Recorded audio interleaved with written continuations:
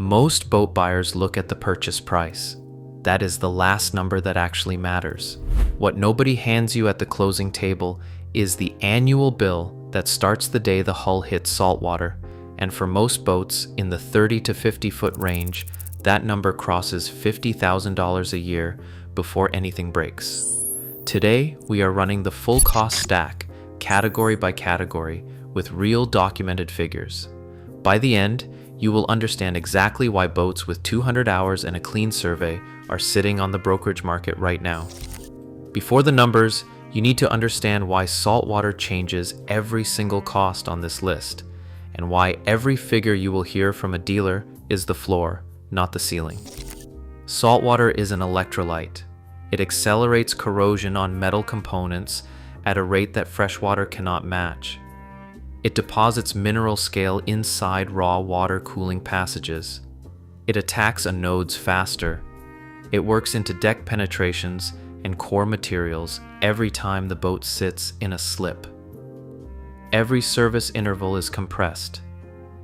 Every replacement cycle is shortened. Every cost category on a saltwater boat runs higher than its freshwater equivalent, sometimes marginally, often significantly, and sometimes by a factor that would surprise the person who bought the boat thinking about summer weekends.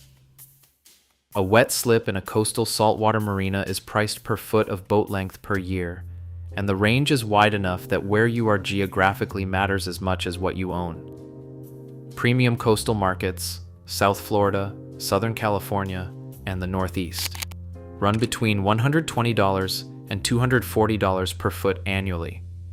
A 35-foot center console in South Florida is $12,000 to $14,000 a year in slip fees before the boat has been touched. A 45-foot express cruiser in Newport or Annapolis is $15,000 to $20,000. A 60-foot sportfisher in a Fort Lauderdale full-service marina runs $25,000 to $40,000 annually, and that figure does not include electricity, water, or liveaboard fees, which can add 20 to 40% on top of the base rate. Those figures come from Boat Calcs and Improved Sailing's documented marina pricing data for coastal U.S. markets. Dry stack storage runs 30 to 50% more than wet slip rates at most facilities, with the trade-off being measurably lower hull degradation from reduced saltwater immersion time. Yamaha, Mercury, Honda, and Suzuki all publish the same service standard. Outboard engines require full service every 100 hours of operation or once per year, whichever comes first. That service covers engine oil and filter, lower unit gear oil, fuel filters, and inspection of the water pump impeller. At a marine dealership, labor runs approximately $100 to $150 per hour. A full service with impeller replacement takes 4.5 to 5 labor hours per engine, placing a single engine service at $500 or more in labor alone before parts, as confirmed by Born Again Boating's documented service cost breakdown. A boat running twin 300 horsepower outboards is $1,000 to $1,500 per service event every 100 hours. The impeller itself, a rubber vane inside the lower unit that is the only thing keeping the engine cool, costs approximately $150 to replace. Let it fail, and the repair becomes a $3,000 or more powerhead event. Mercury's own published maintenance documentation confirms the impeller must be replaced at every annual service, regardless of apparent condition, because the lower unit requires disassembly for inspection anyway. A saltwater boat that is not flushed with fresh water after every use is depositing salt mineral scale against aluminum cooling surfaces with every hour it runs. A saltwater hull in a wet slip requires anti-fouling bottom paint every 12 to 18 months, depending on water temperature and the aggressiveness of biological growth in the area. Paint applied over paint that is not properly prepared fails early. Professional bottom jobs on a 35-foot boat run between $1,500 and $3,000, including haul, wash, block, and launch. based on documented pricing from boatyards including Regent Point Marina's published rate sheet and Berkeley Marine Center's published package pricing. Larger boats scale proportionally. A 55-foot hull is a $4,000 to $6,000 bottom job. A hull that has been sitting in a warm saltwater slip in Florida or the Bahamas will require cleaning by a hull diver every 4 to 6 weeks at approximately $150 per cleaning, to prevent fouling that accelerates drag and fuel consumption. That monthly cleaning commitment alone runs $1,800 to $2,200 annually on top of the annual haul and paint. Marine insurance on a saltwater boat is priced as a percentage of the vessel's insured value, and the coastal premium adds a layer above what inland policies cost. The industry standard is 1 to 1.5% of hull value annually for agreed value, comprehensive coverage.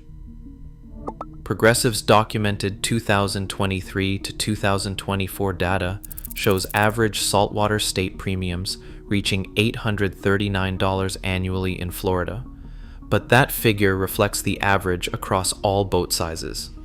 A $100,000 center console costs $1,500 a year at 1.5%. A $300,000 express cruiser costs $4,500 a year. A $750,000 sportfisher costs between $7,500 and $11,250 a year. Hurricane-prone coastal areas, such as the Gulf Coast, South Florida, and the Carolinas, push that rate to 2 to 3% of hull value in some markets, according to published data from Hodling Insurance Services and SkiSafe. Agreed value policies protect the full insured amount at the price agreed with the insurer at policy inception, regardless of market depreciation. Actual cash value policies depreciate the boat with every passing year, so a total loss in year 8 pays out at the depreciated value, not what was paid and not what replacement costs. For a boat purchased at $350,000, the difference between those two policy types in year 5 can be $70,000 to $100,000 in payout. Most first-time buyers do not ask which type they are buying until the claim conversation happens.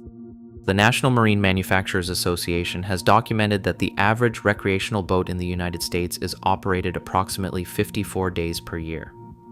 On a boat with twin 300 horsepower outboards consuming a combined 30 to 40 gallons per hour at offshore cruise, a full day running to the Gulf Stream and back is 200 to 260 gallons. At Marina fuel prices that run approximately 50 cents to $1.50 per gallon above pump prices documented by SkiSafe, a single offshore trip at a marina represents $400 to $600 in fuel. Run 12 offshore trips per year, and fuel alone is $5,000 to $7,000 before inshore running, dockside idling, or generator use is counted. A 45-foot sportfisher running twin diesel inboards at offshore speeds burns between 40 and 60 gallons per hour combined. 12 offshore days in that boat is a fuel bill of $8,000 to $14,000 at current diesel prices. The NMMA's documented average of 54 use days per year means the fuel bill for a serious saltwater operator is not a seasonal line item. It is a recurring fixed cost that compounds alongside every other category on this list every single year. Subscribe for more content like this, and if you want to avoid the costly mistakes most boaters make, I put together a no-fluff guide covering exactly that in the description. The 10% rule is the marine industry's documented guideline for annual maintenance budgeting. Set aside 10% of the boat's purchase price each year for maintenance, service, and repair. Bankrate, Bloomberg, and multiple documented industry sources confirm this figure as the standard planning benchmark. On a $200,000 center console, that is $20,000 per year in maintenance budget alone, before slip fees, insurance, or fuel are added. On a $350,000 express cruiser, it is $35,000. The number that surprises most buyers is not any single category. It is what happens when you add them together. Slip fees on a 45-foot saltwater boat in a premium coastal marina, $15,000 to $20,000. Engine service at 100-hour intervals with twin outboards, $1,500 to $2,000 annually. Annual hull, bottom paint, and monthly hull cleaning, $4,000 to $6,000. Insurance at 1.5% on a $300,000 hull, $4,500. Fuel for a realistic offshore season, $6,000 to $10,000. The 10% maintenance reserve on that $300,000 hull, $30,000. Total annual operating cost on a $300,000 saltwater boat, run conservatively in a coastal market, $55,000 to $70,000 per year. That figure does not include registration, the inevitable electronics replacement cycle, upholstery, canvas, rigging, or the repair event that arrives on a schedule nobody can predict. The boats with 200 hours and a clean gel coat sitting on the brokerage market right now were not abandoned because they stopped working. They were abandoned because the owner ran the annual math for the second time after the purchase, and the number that came back was not sustainable on the timeline they had planned. The boats are not the problem. The cost of keeping them in salt water is.